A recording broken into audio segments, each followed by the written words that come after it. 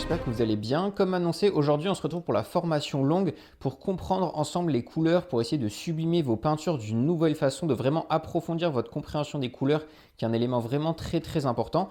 Donc dans ce cours un petit peu plus long que mes vidéos habituelles, on va essayer de voir pour commencer un petit peu de théorie et on va parler des couleurs complémentaires, de la saturation des couleurs et de la température des couleurs. En fait, j'ai choisi ces trois éléments parmi tout ce qui existe sur les couleurs. Il y a vraiment une infinité de choses qu'on pourrait apprendre. J'ai choisi ces trois éléments parce que ça me paraît les plus simples à comprendre, les plus indispensables pour débuter. Et ensuite, forcément, il faudra encore approfondir de votre côté, mais ça vous donnera déjà une très bonne base pour vous amuser avec les couleurs. Et après avoir vu un petit peu toute cette théorie, on la mettra en pratique en peinture ensemble. Comme vous pouvez l'imaginer, la théorie des couleurs, tout ce qui se rattache à l'utilisation des couleurs, leur interaction entre elles, c'est vraiment le cœur de la peinture, plus que les formes que vous allez mettre sur votre toile. C'est vraiment l'interaction entre les différentes zones de couleurs qui va vraiment transformer votre peinture, qui va créer les effets de lumière, qui va créer des beaux contrastes, qui va vraiment donner une belle ambiance à votre peinture. Donc c'est vraiment un sujet très vaste. Aujourd'hui, on ne va pas pouvoir tout voir parce que déjà, je ne connais pas du tout, il me reste encore plein de choses à apprendre. Et puis surtout parce qu'il y a beaucoup d'éléments. En fait, c'est souvent le travail de toute une vie d'artiste,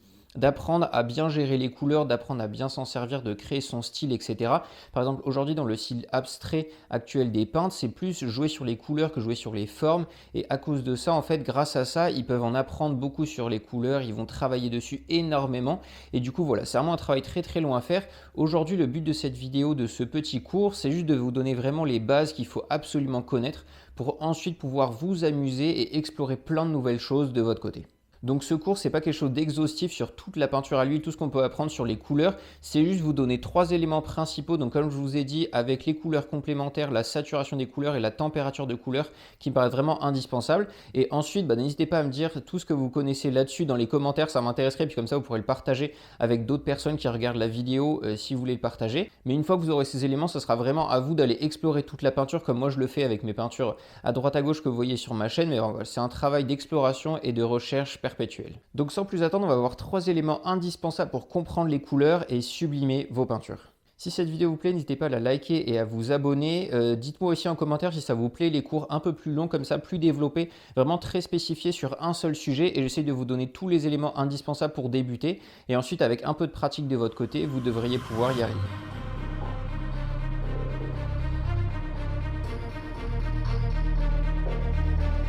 La première chose très importante à connaître sur les couleurs, c'est les couleurs primaires et les couleurs complémentaires.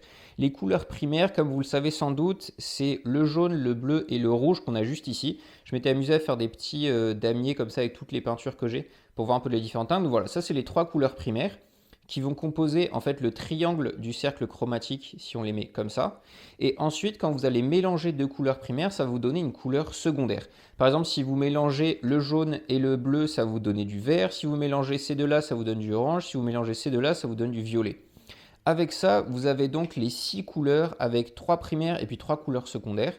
Et en fait, ce qu'on appelle les couleurs complémentaires, c'est les couleurs qui sont opposées dans cet hexagone. Donc comme vous le voyez sur le petit schéma du cercle chromatique que je vous mets juste ici, ça vous donne que le rouge c'est la couleur opposée du vert, que le violet c'est la couleur opposée du jaune et ainsi de suite. Et en fait, ça va être les couleurs qui sont les plus éloignées sur le cercle chromatique comme ça qui vont le plus contraster les unes avec les autres. En fait, ça se comprend assez bien, c'est un petit peu comme avec le blanc et le noir. Si vous faites des niveaux de gris, ça va moins contraster qu'entre le blanc et le noir. Mais quand vous passez ça en couleur, c'est exactement la même chose. Le rouge va beaucoup plus contraster à côté du vert que si vous le mettez à côté du orange ou du bleu.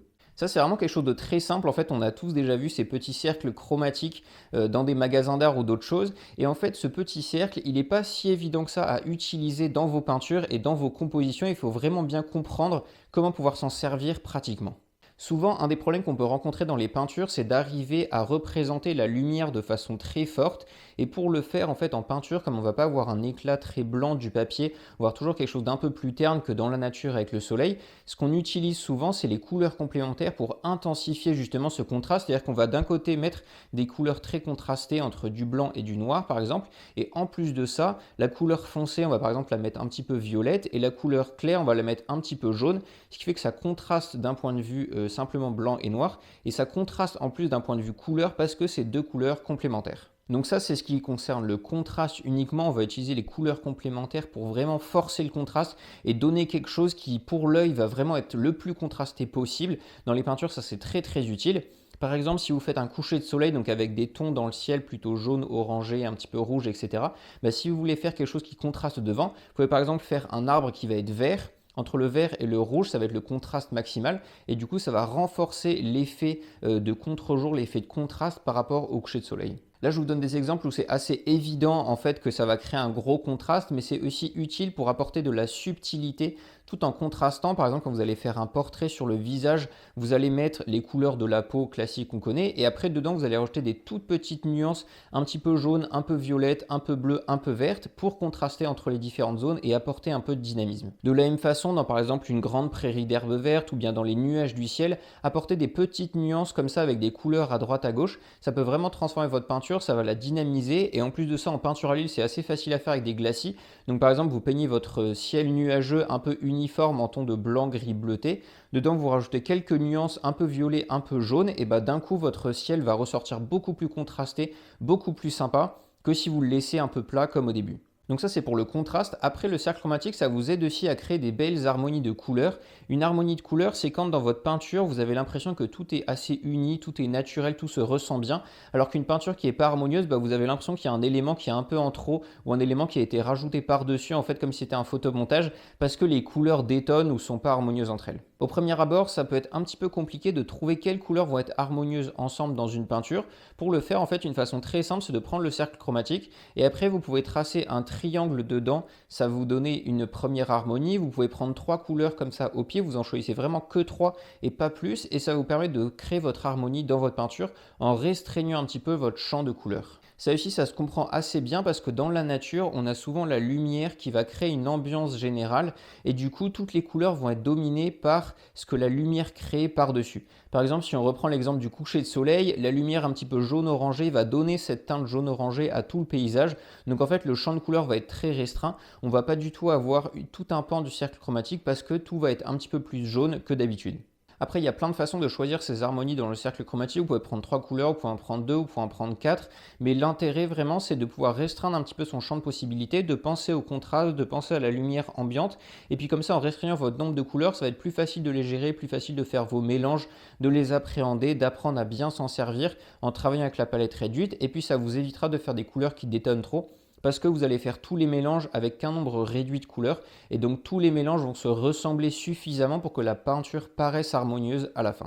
C'est pour ça quand je vous disais au début que par exemple faire des nuages qui sont un petit peu jaunes, un peu violets de les deux côtés, il faut faire attention à prendre des pigments qui aillent bien ensemble dans le cercle chromatique qui soit harmonieux parce que sinon votre peinture va plutôt faire un peu cartoon BD d'enfant que vraiment une peinture avec un joli contraste. Et pour bien choisir justement les pigments que vous allez utiliser pour votre peinture, pour faire ces petites touches colorées, faire le contraste sans que ça paraisse complètement artificiel, il faut bien faire attention à la saturation et à la température des couleurs et on va en parler juste après.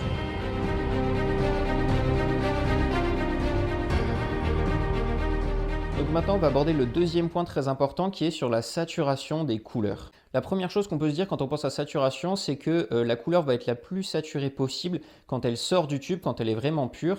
Et ça, c'est vrai pour le pigment que vous avez choisi. Par exemple, si vous prenez, je sais pas, du jaune de cadmium ou du rouge cramoisi, vous allez avoir la couleur la plus pure de ce pigment-là quand elle sort du tube avant de faire n'importe quel mélange avec du blanc ou d'autres couleurs. Après, il faut aussi se rendre compte que toutes les peintures ne se valent pas en niveau de saturation. Par exemple, si on reprend les petites figures de tout à l'heure, vous voyez que ça, c'est toutes des couleurs rouges. Et en fait, dedans, il y en a qui sont beaucoup plus saturés que d'autres. Vous voyez, ces rouges-là, ils sont très vifs, alors que ici, on a plutôt des terres d'ombre naturelles.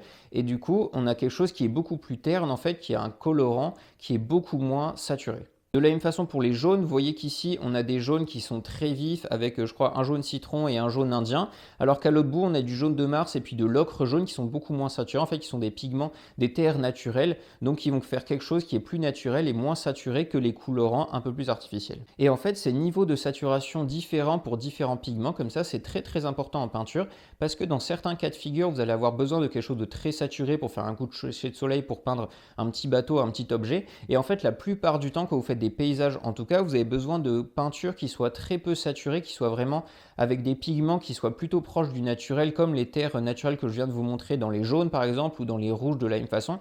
En fait, en utilisant ces colorants qui sont de base peu saturés, vous allez avoir quelque chose qui est plus facile à rendre naturel dans votre peinture qu'en utilisant des colorants qui sont très très flash et du coup il faut les désaturer au fur et à mesure pour obtenir quelque chose qui soit naturel. Justement, au niveau de la désaturation des pigments, il y a deux techniques en fait qui existent. La première technique, c'est d'utiliser la couleur complémentaire. En fait, quand vous allez mélanger une couleur avec sa complémentaire, ça va complètement casser sa saturation. Par exemple, si vous mettez du jaune avec du bleu ou du violet, ça va complètement casser sa saturation très très rapidement. Pareil avec du rouge et du vert, ça va complètement s'annihiler en fait. Et du coup, ça va vous donner une couleur qui est neutre.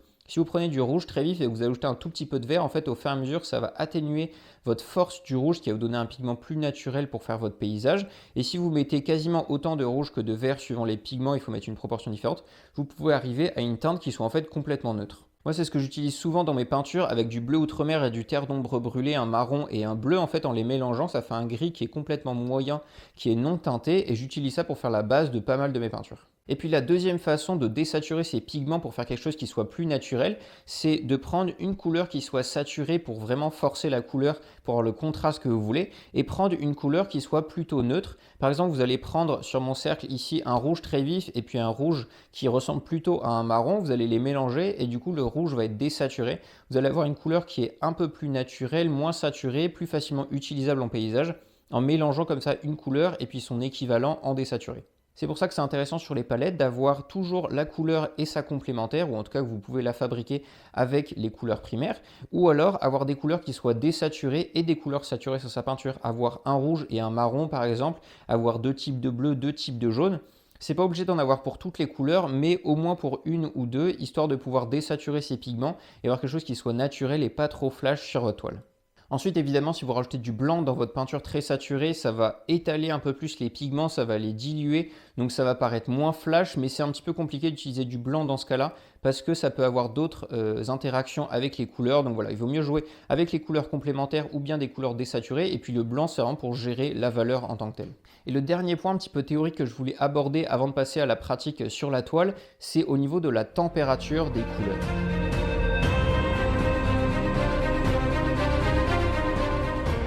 Ça peut être un peu contre-intuitif quand on commence, mais en fait, toutes les couleurs peuvent être chaudes ou froides. Il ne faut pas penser que le jaune et le rouge sont chauds, que le bleu et le vert sont froids. En fait, ça, c'est pas du tout vrai suivant les pigments que vous allez prendre. Par exemple, si on regarde ici la petite plaquette avec tous les rouges, vous pouvez voir que les rouges qui sont ici, qui sont de la laque cramoisie, sont assez froids, alors que les rouges qui sont ici sont plus proches d'un orange. En fait, on a du vermillon et puis du orange brillant, et ceux-là, ils sont beaucoup plus chauds. Et ça, c'est vrai pour tous les pigments. En fait, à chaque fois, vous pouvez trouver des jaunes qui soient froids, des jaunes qui soient chauds, des bleus qui soient chauds comme le bleu de céruléen et d'autres qui soient plus froids comme le bleu outre-mer. Le fait de pouvoir utiliser comme ça tous les pigments en chaud ou froid, c'est hyper intéressant parce que ça vous permet d'apporter de la complexité et de bien créer votre ambiance dans votre peinture. Quand vous allez faire par exemple de la mer avec un coucher de soleil, vous avez envie que le bleu de votre mer il soit un petit peu chaud, pareil le bleu en haut de votre ciel. Donc vous allez utiliser un bleu de céruléen mélangé avec un petit peu de bleu d'outre-mer pour faire quelque chose de foncé mais qui soit quand même un bleu chaud. Alors qu'à l'inverse, si vous voulez plutôt faire une ambiance neige un peu très froide avec du brouillard, là vous utilisez du bleu outre-mer avec une autre couleur dedans si vous avez envie de le changer un petit peu, mais plutôt du bleu outre-mer pour que ce soit vraiment une ambiance très froide, glaciale. Donc ça vous permet de bien installer l'ambiance dans votre peinture en faisant des ambiances chaudes, des ambiances froides, mais ça vous permet aussi de bien gérer la lumière très précisément, d'avoir des chauds et des froids comme ça. Par exemple, quand on a le soleil qui vient frapper un objet, souvent la facette qui est directement au soleil, qui est la plus claire, celle-là, elle a une lumière qui est froide parce qu'en fait, elle est complètement saturée de lumière. Donc ça va faire un morceau qui a une couleur froide, souvent un blanc ou un jaune assez froid.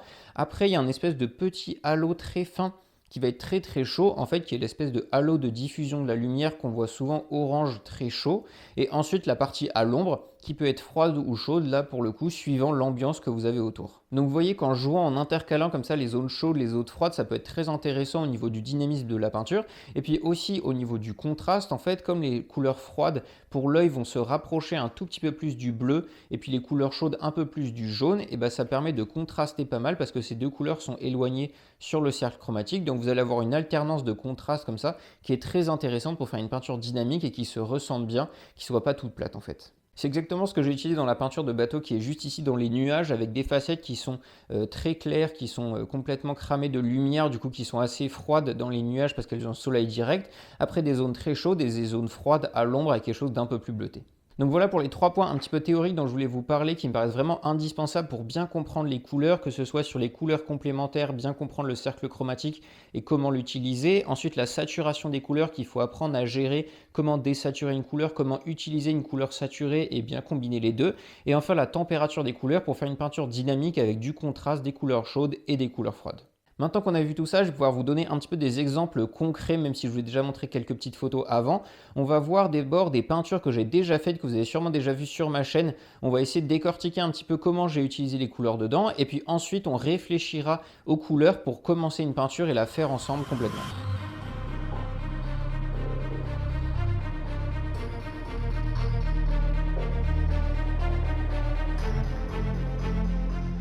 Dans les peintures que vous avez déjà vues sur ma chaîne, dans les choses un peu marrantes que j'ai testées, j'ai notamment essayé de faire une peinture qui soit en monochrome complet en nuances de bleu et ensuite d'ajouter des touches de lumière en ton un petit peu rose orangé, donc qui contrastent énormément pour vraiment faire de la lumière très flash, très rasante de coucher de soleil qui tape sur le paysage. Donc c'était la peinture que j'ai faite, comme vous voyez, avec un petit paysage marin, un mousquetaire qui est avec son épée au premier plan. Et une fois que j'avais fait tout le monochrome bleu, vous voyez que j'ai fait des touches au couteau avec donc la peinture très claire avec des nuances rose orangé. Ça permet vraiment de contraster énormément au niveau des valeurs parce qu'on a quelque chose qui est très différent, donc on voit que la chose est à la lumière. Et en même temps au niveau de la couleur complémentaire parce que sur le cercle chromatique, entre le bleu et puis le orange, on a quelque chose qui est très opposé. Donc vous voyez qu'à la fin la lumière, on la voit bien, elle est vraiment ressentie comme très puissante. Et ça c'est le cas grâce aux couleurs complémentaires et aux valeurs qui sont très éloignées, les deux en même temps. Si on avait juste utilisé l'un des deux, en fait la lumière aurait paru moins jolie, moins frappante que dans ce cas-là. Maintenant sur la peinture de rivière que j'avais fait en copiant une peinture de Lisa Grossman que j'aime beaucoup, on peut voir sur la peinture qu'elle est assez simple au niveau du décor. On a vraiment une grosse partie foncée, une rivière au milieu et puis le ciel en dégradé de tons chauds. Et en fait dans cette peinture, si vous regardez bien, c'est des alternances de tons chauds et de tons froids, même si on ne le voit pas au premier coup d'œil, mais ça va faire une peinture qui est dynamique beaucoup plus que si j'avais tout fait en ton chaud ou tout fait en ton froid. En fait, globalement, la peinture, on a l'impression qu'elle est en ton chaud parce que le ciel, c'est des zones un peu orangées assez claires, mais un tout petit peu orangé chaud, pareil au bord de la rivière, et du coup on se dit que c'est une peinture chaude, alors qu'en fait, si on regarde bien, les zones foncées sont légèrement bleutées par endroits. Donc ça fait des ombres qui sont très froides. Les zones complètement à la lumière sont en blanc assez cru, ce qui fait qu'on les voit comme froides. Et ensuite, les zones de halo orangé autour de la rivière, celles-là, elles sont très chaudes, ce qui fait que ça va bien contraster par rapport à la zone de lumière toute blanche. Donc vous voyez que même avec un décor assez simple, en fait, si on joue bien avec les couleurs, on arrive à faire quelque chose qui soit dynamique, qui ne soit pas plat, en jouant comme ça avec les alternances de chaud-froid. Et enfin, on peut voir un troisième exemple qui est la dernière peinture que j'ai faite assez minimaliste. J'ai fait un spin painting de 20 minutes avec des champs de colza au premier plan et puis une petite colline derrière et une ferme. Vous voyez qu'en fait, sur les montagnes qui sont juste derrière, enfin l'espèce de colline juste derrière la ferme là, qui est assez foncée, en fait, celle-là, elle a une teinte qui est très légèrement violette, ce qui va faire qu'elle va énormément contraster par rapport au champ jaune du premier plan parce que ce sont deux couleurs complémentaires, ce qui fait que ça va plus contraster que si je l'avais fait simplement bleu par exemple ou si je l'avais fait marron. Ça permet vraiment de faire rejaillir le champ jaune, ce que je voulais faire une lumière vraiment très puissante qui contraste beaucoup par rapport au reste du paysage plutôt terne et foncé. Et ce champ jaillit vraiment au regard parce qu'il est très clair par rapport au reste, donc on a un contraste de valeur. Et en plus de ça, on a un contraste de couleur avec le violet derrière qui va beaucoup contraster par rapport au jaune. Un dernier exemple pour vous montrer que c'est aussi intéressant de jouer avec une alternance de couleurs saturées et de couleurs non saturées. C'est une peinture que j'ai fait sur bois il y a quelques temps où c'était juste un petit paysage avec un lac au premier plan, des montagnes recouvertes de forêt et puis le ciel. Vous voyez que sur cette peinture, les zones vertes sont assez peu contrastées, on a quelque chose d'assez terne, alors qu'à l'inverse, les bleus sont vraiment très flash. J'ai mis du bleu de céruléen quasiment pur. Donc déjà au niveau de l'ambiance, c'est intéressant parce que le bleu de céruléen est un bleu qui est chaud, qui va contraster par rapport au vert foncé que j'ai mis sur les montagnes qui est plutôt froid. Donc ça va faire un petit contraste comme ça. Et en plus de ça, vous voyez que comme il est très saturé par rapport aux montagnes, il va vraiment jaillir. On le voit très fortement et ça fait qu'on a vraiment une impression de ciel bleu très éclatant, alors qu'on aurait pu faire la même chose avec un ciel bleu un peu plus terne, un bleu plus naturel. En fait, le bleu que j'ai mis fait pas vraiment naturel, il est un peu trop flash, je pense. Mais comme ça, on le ressent bien. Parfois, il faut un peu forcer les choses pour qu'on le voit mieux en peinture. De la même façon, sur les couchers de soleil, comme vous pouvez voir sur le bateau juste ici, souvent il faut forcer un peu le contraste sur les nuages pour qu'ils ressortent bien par rapport à la zone du soleil qui, elle, est un peu plus froide parce que la lumière est très éclatante. Donc il faut faire un paysage qui soit un peu plus terne, froid autour et faire des nuages qui soient très saturés pour qu'ils ressortent bien et qu'on ait vraiment cette impression de nuages rose, orangé, un peu de toutes les couleurs de coucher de soleil qui sont très jolies. Donc voilà, on pourrait passer du temps à regarder toutes mes peintures parce que j'essaye vraiment de le mettre en place dans toutes mes peintures que je fais. C'est souvent facile quand il y a une ambiance générale assez définie. Quand c'est de jour avec plein de petits éléments de toutes les couleurs, ça peut être plus compliqué. C'est pour ça que ce genre de peinture, il faut les simplifier pour arriver à faire quelque chose qui soit joli au regard, comme par exemple une peinture de montagne avec plein de choses, plein d'éléments ou plein de personnages. En fait, il faut simplifier tout ça pour arriver à quelque chose où on garde l'essentiel de la peinture, mais on arrive à jouer avec les contrastes, avec les couleurs complémentaires, avec les chauds et les froids pour avoir quelque chose de joli à la fin. Donc voilà pour quelques exemples qu'on a déjà fait ensemble en peinture que vous avez déjà vu. Maintenant, on va pouvoir réfléchir ensemble à une peinture depuis le début. On va vraiment décortiquer à partir de la composition, le choix des couleurs, comment je vais construire les contrastes, le choix des couleurs complémentaires, des chauds, des froids, etc.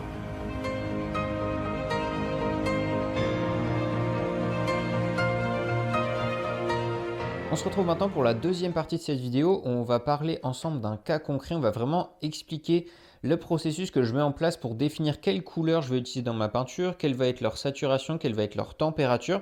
On va voir ça petit à petit, on va décortiquer la peinture et puis ensuite je vous montrerai comment je la peins en effet. Donc la peinture qu'on va faire, ça va être quelque chose d'assez simple au niveau du sujet. J'ai juste envie de peindre un bateau avec un petit peu de mer et puis des nuages dans le ciel avec une ambiance de coucher de soleil. Pour ça, on va utiliser la peinture qui est juste là. Donc c'est une grisaille que j'avais fait il y a quelques temps en noir et blanc. Il y a juste un petit morceau de la coque en rouge, mais on va considérer que c'est toute une grisaille. Et comme ça, on va essayer d'imaginer quelle couleur on va mettre à quel endroit pour forcer le contraste dans cette peinture pour faire quelque chose de joli.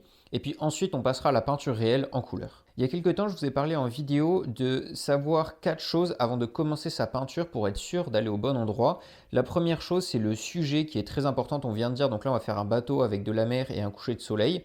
Et ensuite, au niveau de l'ambiance, ici, comme on va voir un coucher de soleil, l'objectif de la peinture, c'est d'essayer de retranscrire cette lumière très puissante, très flash qu'on a au niveau du coucher de soleil parce que le soleil va arriver quasiment pile en face de nos yeux. Donc on va vraiment avoir une lumière très flash et on va avoir des couleurs qui sont assez saturées. On va essayer de faire des jolis nuages dans le ciel avec des jolies couleurs. Donc maintenant qu'on a nos deux objectifs pour la peinture, c'est très important à définir pour vraiment savoir où vous allez parce que là, si dans le cas de ma peinture, j'avais plutôt envie de faire une ambiance de tempête avec une lumière terne, ça n'aurait pas du tout été la même chose. Ici, comme vous voyez une lumière très flash et des jolies couleurs, on va essayer de voir à quel endroit mettre le contraste dans notre peinture et du coup, quelle stratégie de peinture et de couleur on va avoir. L'élément le plus général ici, c'est au niveau de la saturation des couleurs. Il faut toujours arriver à gérer sa saturation. Ici, pour un coucher de soleil, on pourrait tenter de faire quelque chose de très saturé avec beaucoup d'orange, de jaune, des couleurs vraiment très flash. C'est ce qu'on va faire sur les nuages, mais vraiment très localisé. Et en fait, tout le reste de la peinture, ça va rester des couleurs assez ternes. Ce qui est important d'avoir en tête, c'est que dans une peinture, que ce soit au niveau des détails ou de la saturation, en fait, il faut essayer de garder quelque chose d'équilibré dans toute sa peinture. Et pour faire ça, une bonne règle, c'est d'avoir 20% de couleurs très saturées et 80% de couleurs plutôt neutres. De la même façon pour les détails, 20% de détails et 80% de choses non détaillées. Ici, comme on avait envie d'avoir des belles couleurs dans les nuages, on va saturer les nuages pas mal. Et puis le haut du ciel sans nuages et puis la partie de la mer et du bateau, ça va être non saturé, plutôt terne. Donc maintenant qu'on a dissocié nos deux groupes, on va pouvoir décider quelles vont être leurs couleurs. Comme on le disait avant, quand une surface est vraiment frappée directement par la lumière du soleil, elle va avoir une lumière plutôt froide parce qu'en fait on va être très proche du blanc. C'est pour ça que le bord des nuages qui va être très au soleil, ça va être blanc, la zone froide.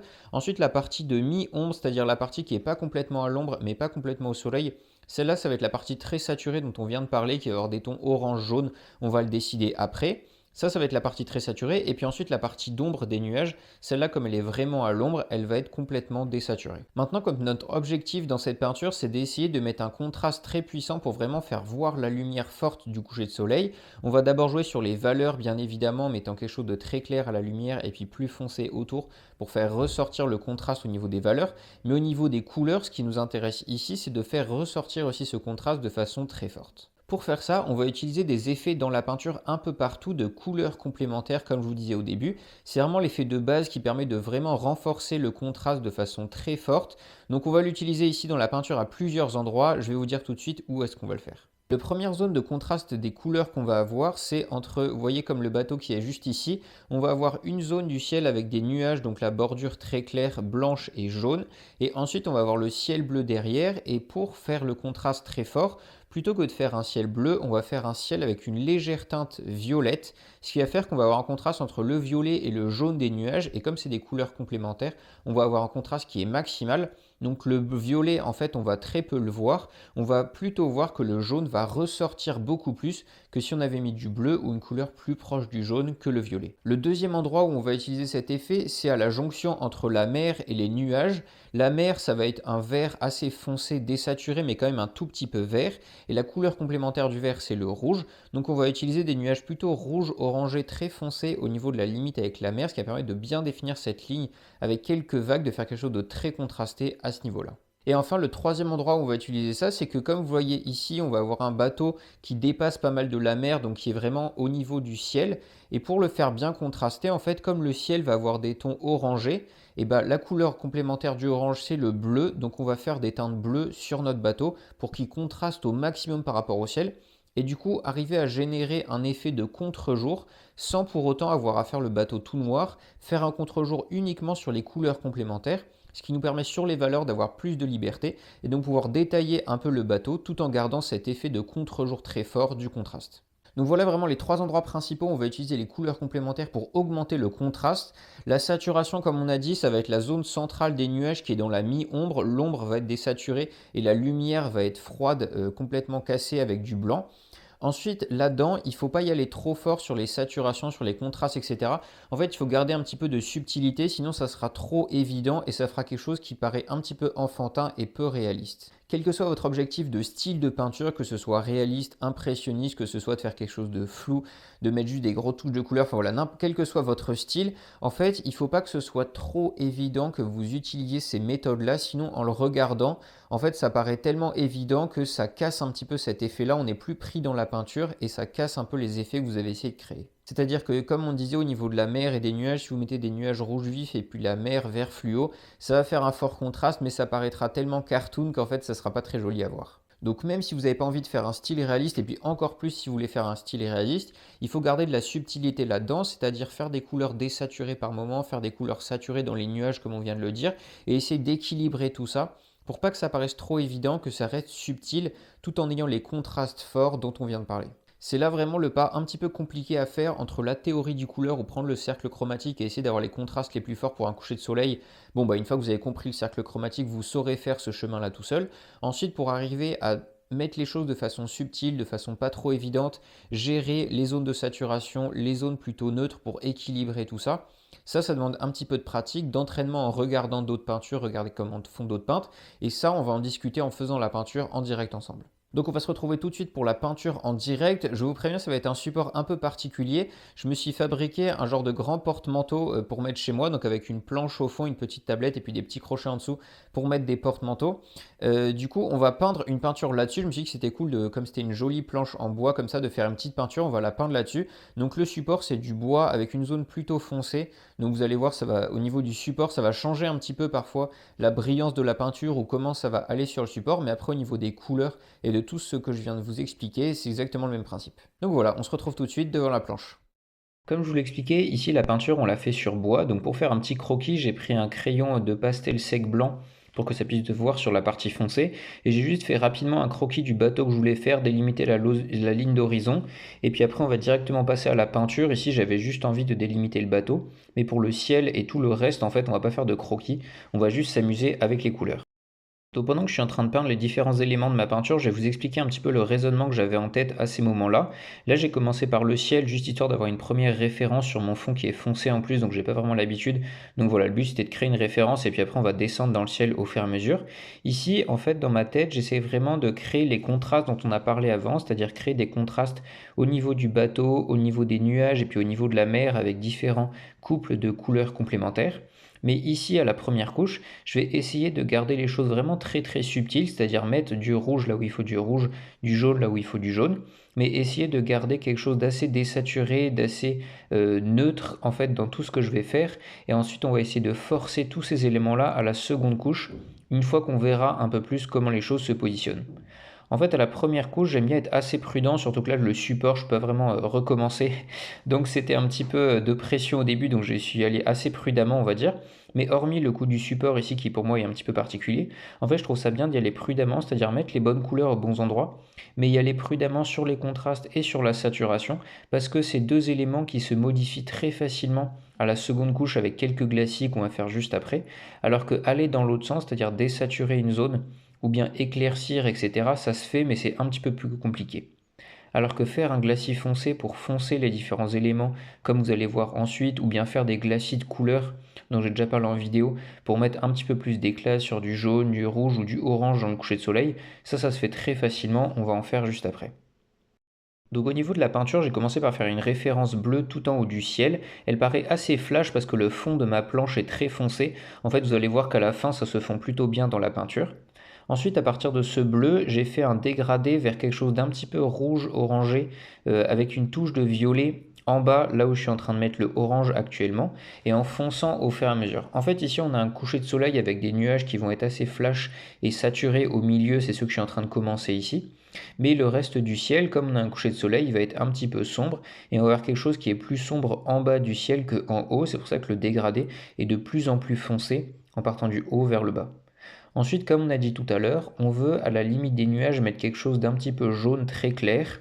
Et du coup, pour que ça contraste énormément, juste derrière, au niveau du bas du dégradé du ciel qui est foncé, j'ai mis quelque chose qui est légèrement violet, c'est-à-dire que dans mon mélange bleu, j'ai rajouté une toute petite pointe de rouge. Et ce violet très foncé, très subtil, en fait, pour l'instant, il va beaucoup contraster avec le jaune que je vais mettre dans les nuages juste après. Dès maintenant, vous pouvez voir que la règle des 80-20 au niveau de la saturation, j'essaie de la respecter. C'est-à-dire que je vais faire en sorte qu'il y ait 80% de ma peinture désaturée, donc ça va être tout le ciel, ça va être la mer et le bateau. Et les 20% saturés de ma peinture, ça va être uniquement les nuages que j'ai commencé à faire en orange ici et puis qu'on va saturer de plus en plus. C'est vraiment très important comme facteur parce que ça va vous obliger dans un premier temps à hiérarchiser votre peinture. C'est quelque chose de très important parce que si vous ne décidez pas ce qui est primordial dans votre peinture, si par exemple ici, si je décidais pas si le plus important c'était le bateau ou le coucher de soleil, mais en fait à la fin si les deux étaient aussi détaillés et aussi saturés, on perdrait un peu le message de ma peinture, on saurait plus quoi regarder, ce serait trop de couleurs flash, en fait ça ferait un effet cartoon un petit peu enfantin, ce qui est dommage, alors que se forcer à faire uniquement 20% de couleurs saturées, ça me force à choisir que ici ce que j'ai envie d'être primordial dans ma peinture c'est le coucher de soleil, en fait le bateau c'est juste pour apporter un petit peu de vie, et comme le coucher de soleil sera primordial, je vais mettre les couleurs les plus saturées à cet endroit-là, et de façon très localisée, en fait ça me force à réfléchir bien où est-ce que je mets les choses, à bien les penser, à bien y réfléchir, et en fait ça vous force à faire une plus jolie peinture que si vous n'aviez pas vraiment cette règle en tête. Donc cette règle des 80-20, c'est vraiment quelque chose de très important que vous pouvez essayer d'appliquer dans vos peintures. Ça fonctionne aussi au niveau des détails, avoir uniquement 20% de détails dans votre peinture. Ça fonctionne au niveau de la saturation comme je vous l'ai dit. Et ça vous oblige en fait à vous poser plus de questions et à finalement mieux penser votre peinture dans tout le processus. Maintenant que j'ai fait un petit peu tout le fond de mon ciel avec des couleurs assez désaturées, je vais venir apporter un peu de lumière, ce qui va vraiment donner la structure des nuages. Donc en fait, ici, les nuages, la lumière va venir du côté un petit peu derrière, donc ils vont avoir des teintes un petit peu orangées en haut des crêtes des nuages, et après il va y avoir des nuages très petits, très fins, juste au-dessus, qui eux, pour le coup, vont être très très clairs. Et là, ça va être un dégradé un petit peu compliqué à faire, faut prendre un peu son temps. Où en fait, au niveau de la crête des nuages, là, il y aura le soleil très flash, donc ça va être tout blanc comme je suis en train de faire ici. Et ensuite, au fur et à mesure que ces crêtes, ces petits nuages vont s'éloigner de la crête du nuage, ils vont devenir de plus en plus jaunes et en fait diminuer en intensité, c'est-à-dire la valeur va devenir de plus en plus foncée pour venir se confondre en fait finalement avec le bleu qu'il y a juste derrière. Ça, c'est le genre de contraste dans les couchers de soleil, il faut bien faire attention parce que c'est ce qui va vraiment dessiner vos nuages, c'est ce qui va positionner le soleil dans votre peinture, c'est ce qui va vraiment faire voir la lumière. Vous voyez que les petites crêtes de nuages que je suis en train de faire, c'est ce qui fait toute la structure, la dynamique et la 3D de mon ciel. Donc il faut vraiment bien faire attention à les faire. Il ne faut pas en faire beaucoup, en fait c'est pareil, il faut que ces zones très contrastées, il y en ait très très peu par rapport aux zones non contrastées, mais c'est elles qui vont dessiner toute votre peinture et faire sa structure, donc il faut prendre un petit peu de temps pour bien imaginer comment les nuages se placent les uns par rapport aux autres, comment la lumière va agir là-dessus, regardez bien votre photo si vous en avez une, prenez le temps de faire des trucs un petit peu détaillés, et comme moi ici l'objet primordial de ma peinture, le sujet principal que j'ai envie de faire, c'est justement les nuages, bah, je prends le temps de bien le faire, j'hésite pas à mettre des détails, de la saturation et du contraste, parce que je veux que ce soit l'endroit qu'on voit le plus. Maintenant qu'on a fait la crête des nuages, vous voyez que j'ai essayé de construire la première zone de contraste très fort au niveau des couleurs complémentaires dont on a parlé dans la petite partie théorie, où en fait ici les nuages qui sont jaunes que je suis en train de faire sur la partie bleue, ou bien ceux qui sont jaunes au niveau de la crête, vont contraster beaucoup par rapport au violet qui est juste derrière et au bleu qui est assez proche au niveau du cercle chromatique. Pour la première couche, comme je vous ai dit, j'ai essayé de garder les choses assez subtiles, assez désaturées. Donc le violet qui est derrière est en fait très peu contrasté et pas assez saturé. Donc ça, je le saturerai un petit peu plus à la couche suivante avec un glacis qu'on va faire ensemble. Mais vous voyez déjà qu'on arrive à construire un peu la structure de la peinture dont je vous ai dit. Ici, on a le premier point de contraste très fort au niveau des couleurs complémentaires. Et maintenant, on va essayer de construire les suivants au niveau de la mer. Pour ce qui est de la mer, je vous ai dit qu'on allait essayer de faire un contraste cette fois avec le couple rouge-vert au niveau des couleurs complémentaires pour vraiment que la ligne d'horizon ressorte bien, qu'on ait vraiment quelque chose de flash entre la mer et le ciel. Ça permet que la ligne d'horizon soit vraiment très définie et ça c'est important pour une peinture marine. Et en même temps, ça permet de ne pas avoir à mettre de contraste au niveau des valeurs, c'est-à-dire clair et foncé à ce niveau-là parce qu'on n'a que des choses assez foncées entre les nuages et la mer et qu'on voit en même temps bien la ligne d'horizon parce que c'est très important qu'elle soit dessinée de façon très claire. Donc pour faire ça, vous voyez que j'ai mis quelque chose de vert très très foncé. Ça c'est un mélange avec du bleu outre-mer et du marron pour faire un gris légèrement bleuté mais très foncé, dans lequel j'ai rajouté une toute petite touche de jaune pour faire le côté vert qui va permettre que ça contraste plus par rapport au rouge qui est juste au-dessus et donc de bien délimiter la ligne de la mer. Ensuite, je me suis amusé à détailler quelques petites vagues à droite à gauche, faire quelque chose de mouvementé. Pour une peinture comme ça, comme on est vraiment le regard au niveau de l'eau, il faut faire attention à faire des vagues qui dépassent de la ligne d'horizon. En fait, c'est comme ça qu'on voit qu'on est le regard au niveau de la ligne d'horizon. Sinon, on a l'impression qu'on est vu de dessus et puis le bateau au niveau de la perspective et tout ça collerait pas. Donc voilà, il faut bien faire attention à ces vagues et à comment se place la mer par rapport à l'observateur pour que les choses soient un petit peu logiques à la fin. Vous voyez que sur la mer, là, j'ai mis un petit peu de contraste à droite à gauche, quelques points de lumière, mais assez flous en fait et assez légers par rapport à ce que j'aurais fait si je voulais que le point principal de ma peinture ce soit la mer. Il faut vraiment se forcer, c'est pas forcément évident parce que parfois dans une peinture on a envie de tout peindre, surtout quand on sait faire ou qu'on a envie que ce soit joli partout, on a envie de tout peindre, mais en fait parfois plus peindre, mettre plus de détails, plus de contraste, etc. Bah en fait ça casse votre peinture et le plus est l'ennemi du bien, c'est-à-dire que quand vous voulez en faire plus partout dans votre peinture, bah ça casse un peu votre message, c'est moins centré et en fait on est un peu perdu quand on essaie de la regarder. Donc ici, mon sujet principal c'est vraiment les nuages, c'est pour ça que j'ai mis 50 000 détails dedans au niveau de la crête et des petits nuages. Donc tout le reste en fait va être un petit peu flou, pas forcément complètement flou, on va le voir surtout sur le bateau, je vais mettre quelques détails aussi, mais il faut vraiment que ça devienne secondaire, c'est-à-dire que l'observateur soit vraiment forcé de regarder là où vous voulez le mettre. Pour le bateau, on aborde du coup le dernier point de contraste au niveau des couleurs complémentaires, où là, comme je vous ai dit, on va essayer de faire un bateau qui soit de couleur plutôt bleutée, c'est pas forcément bleu très flash, on reste sur des choses très désaturées, et puis il va y avoir un peu de contraste sur les voiles avec des zones à l'ombre que je suis en train de faire qui sont bleues très très foncées, et des zones un peu plus au soleil qui vont être assez proches du blanc-gris, mais on va essayer de faire quelque chose avec une teinte légèrement bleutée assez froide, qui va permettre de contraster beaucoup par rapport à la chaleur et à la couleur jaune du ciel qui est juste derrière, du ciel orangé. Vous voyez ici que le fait d'avoir bien préparé sa peinture, c'est-à-dire de choisir son sujet, de choisir l'ambiance qu'on va faire, de choisir quels sont les endroits où on va jouer avec des couples de couleurs complémentaires pour forcer le contraste, comment on va positionner les différents éléments, qu'est-ce qui va être primordial par rapport aux autres, qu'est-ce qui va être très saturé, et puis qu'est-ce qui va être désaturé. En fait, tous ces éléments-là dont on a discuté au début, ça facilite énormément quand on peint, parce que du coup, on n'a plus du tout à se poser ces questions-là. En fait, on a juste à prendre ces couleurs et à les étaler sur la toile. Il y a beaucoup d'autres questions à se poser quand on peint en direct comme ça. Il faut faire attention aux formes, à la lumière, etc. Mais au niveau des couleurs, c'est important d'avoir tout décidé avant parce que sinon sur le moment, bah, par exemple sur mon bateau, je me serais demandé est-ce que je fais des voiles plutôt ocre, est-ce que je les fais plutôt blanches, bleues, comment je fais. Et en fait quand on a la tête dedans, on se pose pas forcément les bonnes questions, on sait pas trop quoi faire, donc on se lance. Et puis après coup, on va se dire ah bah tiens j'aurais dû le faire plutôt bleuté que beige, ça aurait mieux rendu au niveau du contraste parce que ici vous voyez par exemple que si j'avais fait toutes les voiles beige comme je l'ai fait d'habitude sur mes bateaux, ce qui est un petit peu plus réaliste en fait au niveau du matériau des voiles, bah on aurait eu quelque chose chose qui serait très semblable aux nuages qui sont juste derrière. Et donc au niveau du contraste, en fait, ça aurait beaucoup cassé, ça aurait même peut-être un peu dérangé au regard parce que ça aurait été trop ton sur ton. D'habitude, en fait, mes bateaux, je les fais un petit peu jaunes parce qu'ils sont sur un ciel bleu. Ici, comme on a un ciel de coucher de soleil, bah, faut réfléchir au contraste, réfléchir aux couleurs complémentaires. Et comme derrière, on a un ciel orange, bah, ici, je fais quelque chose de plutôt bleuté.